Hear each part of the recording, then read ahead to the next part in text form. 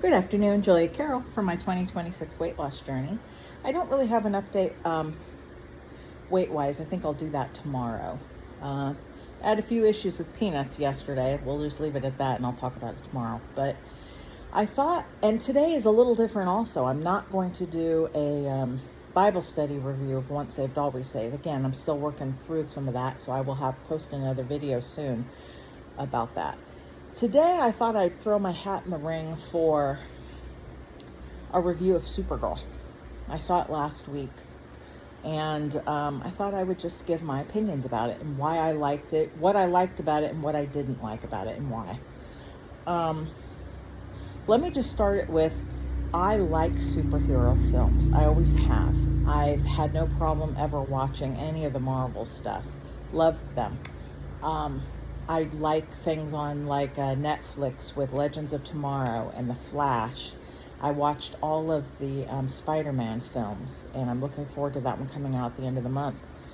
So I have been a long moviegoer when it comes to superhero films. All of them. I just like that genre. That's more my speed than some romantic comedies. So let me talk about Supergirl. Let me just say I will start with some of the things that I liked, which unfortunately is not a lot. What I did like, I had personally had no problems with how Millie Alcock as an actress looked for the role. I didn't care about that. That was fine. That did nothing to me one way or the other. I don't know what she's supposed to look like. She was fine. I didn't care. So that was no issue for me. I thought for the most part the special effects were okay. I did think that the dog didn't look quite normal, and obviously he's CGI, but he didn't look, it wasn't a particularly a good CGI dog. I even thought that way last year when the Superman film came out and they had a cameo with her and the dog in that film. So I had some issues with the CGI of the dog. It just didn't look particularly real. So the rest of the film, how it looked, seemed okay to me. I didn't have a problem with any of how it looked.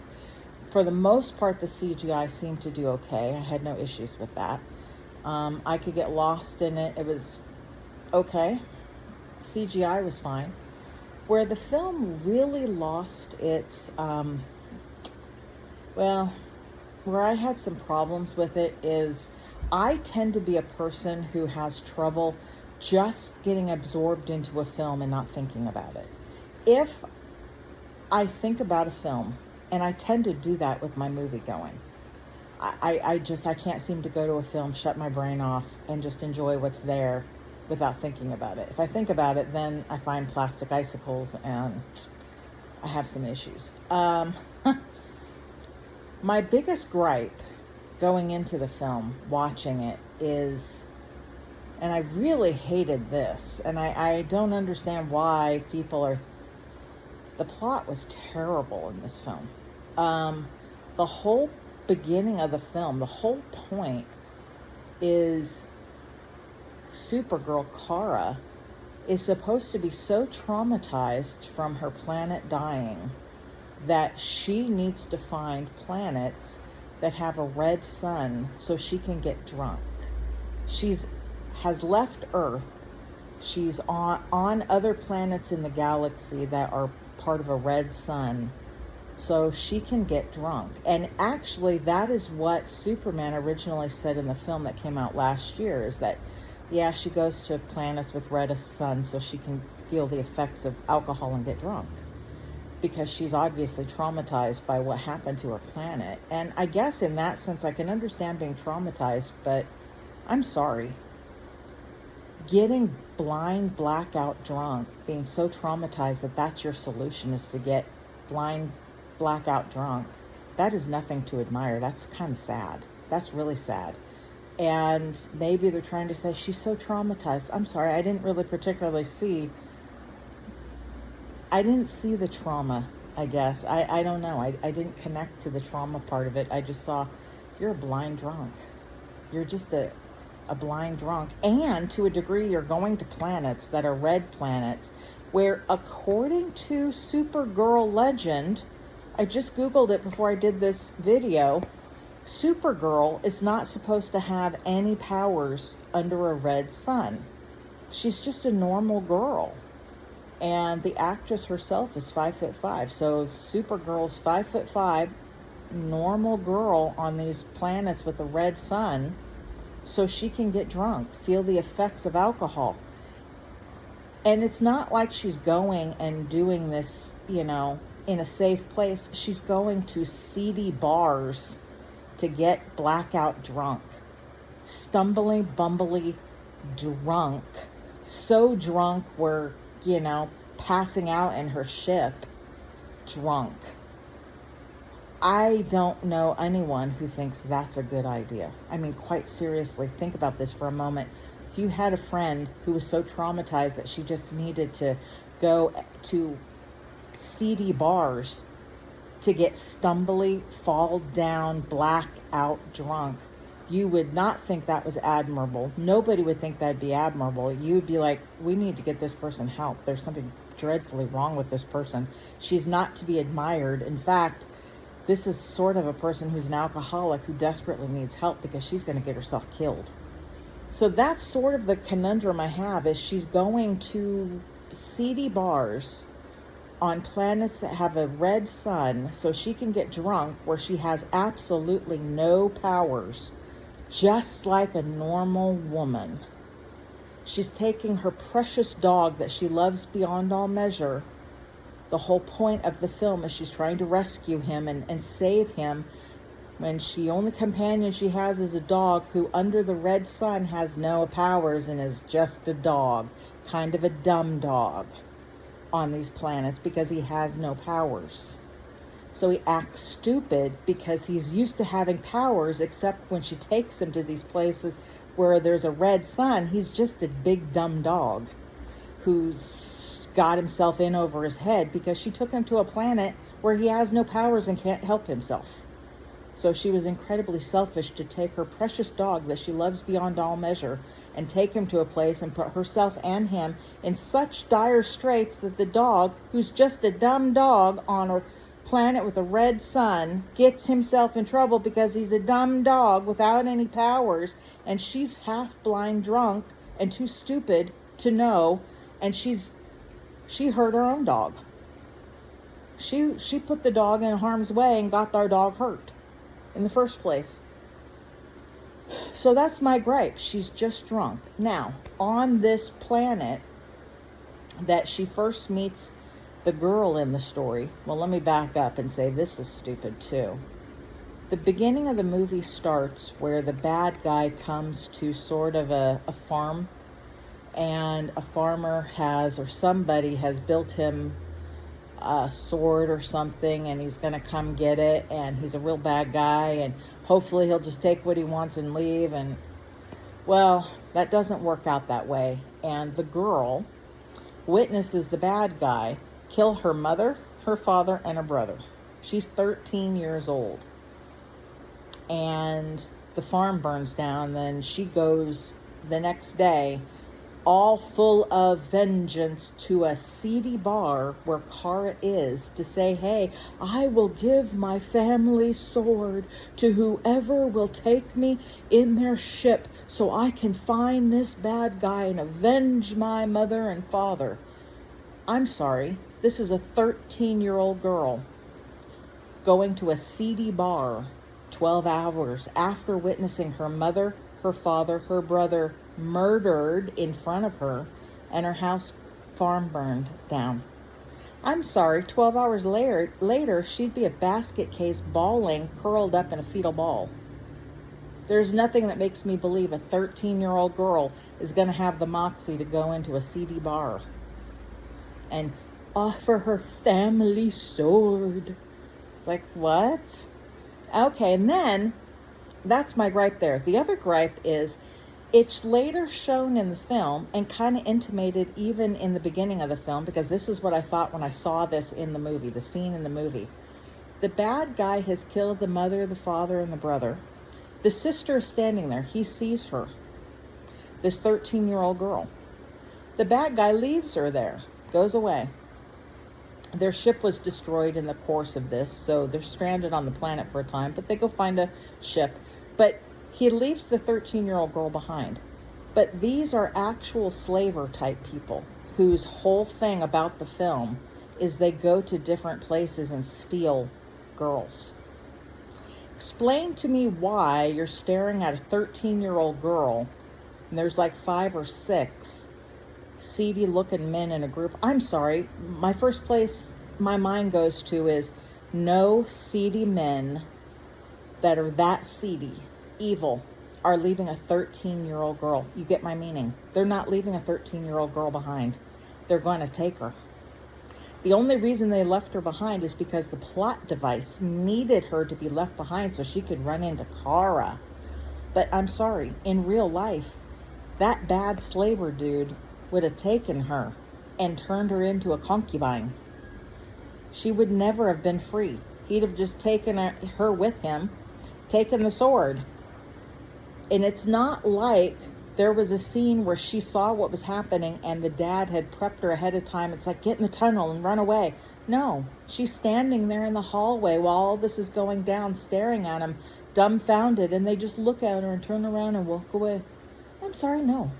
A guy that bad to kill 3 people, burn the farm, is not leaving a 13-year-old girl, especially when their whole purpose is they go around trying to steal girls to breed with.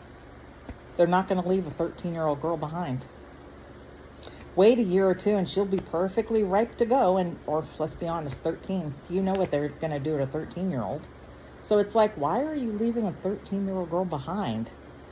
I even thought that the minute I saw it in the film, and I was like, that doesn't even make a lick of sense to me. They wouldn't have left her behind. They would have taken her. The only reason they left her behind is because the plot said she needed to be leave behind so she could run into Kara and stir Kara's heart to, help and do all that stuff. It was just stupid. I just found that plot device kind of dumb. That bothered me. And of course, the 13-year-old going into a seedy bar to offer her family sword for somebody to, do this. And I'm thinking to myself, no 13-year-old is going into a seedy bar 12 hours after mother, father, brother have been murdered in front of her and her farm burned down. No 13-year-old girl's going to do that. And then in that scene, after the girl comes to the seedy bar, and I'm saying the word seedy because this is not a nice sports club bar. This is not a nice restaurant bar. This is a seedy bar. Most men don't want to be caught in a seedy bar like this. This is a seedy, disgusting bar. So no 13-year-old's going to go there. And this Kara is at the seedy bar because, mind you, her whole thing is, I need to get blind drunk. I'm an alcoholic. I'm a drunk. I just want to be a drunk. My whole life, I'm a drunk. And so she's at this seedy bar under a red sun, no powers, 5'5", skinny girl, blonde. And the little girl shows up and Kara beats an alien. She just kind of wipes the ground up with him. I'm sorry, I don't care. This is going to step on a bunch of toes, but no 5'5" female. I don't care how much conditioning you've had. I don't care how much martial arts you've had. You are not going to beat an in shape, knows what they're doing alien. It's not happening. Not when you have no powers. And I can't stress this enough. Kara is not supposed to have any powers under a red sun. She is no different than any female out there. She's not taking a hit and bouncing back. Like any person, you get hit in the jaw, you're going to break your jaw. She has no powers under a red sun. She's on a planet with a red sun, so she can get drunk. She's still partially drunk because she was drinking all night at this seedy bar. And so she's still partially drunk, no powers whatsoever, 5'5", and the alien's over 6 foot. I'm sorry, she's not going to be able to kick his ass. Her dog is not going to be able to kick his ass. There's no way.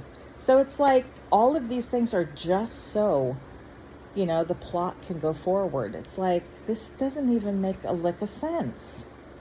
So that's why I didn't like it. Not really. I have high expectations for movies released in theaters, and this just missed the mark by a lot to me.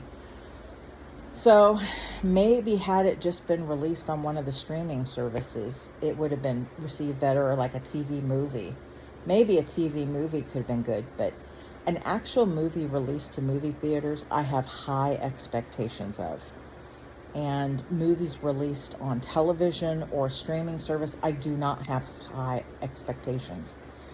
Because number one, if the movie is released to Amazon and I want to rent it, okay, $3.99, I'll rent it, maybe that. But if I have to spend, 10, 12, 14 bucks to see a movie in the movie theater, it needs to be better than Supergirl. Like I said, maybe released to a streaming service, you can give it a pass. And maybe it'll do better when it comes to like Amazon free or one of the streaming services free. And you're like, yeah, I'll watch it because I already pay for the streaming service. And you're like, okay, whatever. Nothing else is on. It might be a good Sunday afternoon film that you're like, yeah, there's literally nothing on television. I don't really want to do housework. And so it's a good excuse to get out of doing some housework. You're like, okay, watch this movie or do some housework. Maybe I'll be inclined to watch the movie because I don't want to do housework. That's sort of the grade I put it at. It's better than housework. It's better than going to work. So maybe under those lights, it's a better film. But realistically speaking, I just had problems with the plot. The plot was stupid. I personally have problems with people getting blind drunk and going to seedy bars. I don't like that. I don't like it in men. I don't like it in women. I just think that's stupid. All it showed me is she's just a drunk. And I didn't particularly buy that she's so traumatized by what happened to her planet that I must get drunk every day. You needed to build a bridge and get over that long before you just spent the better part of 8-10 years going to seedy bars so you could get blackout drunk. And that's all she was doing. It's just, I don't think there's anybody that should find that remotely admirable. Plus to the point, yes, she's trying to save her dog, but her dog's hurt and dying only because of her. She took the dog where he had no abilities, where he's nothing but a normal dog, got herself into a terrible fix. The dog got hurt because the dog has no powers under a red sun because she needs to get blackout drunk and is an alcoholic. Sorry, nothing admirable about that. That's my 2 cents. Anyway, I will bid you adieu from Julia Carroll and my 2026 weight loss journey, or right now my review of Supergirl. Take care. Bye-bye.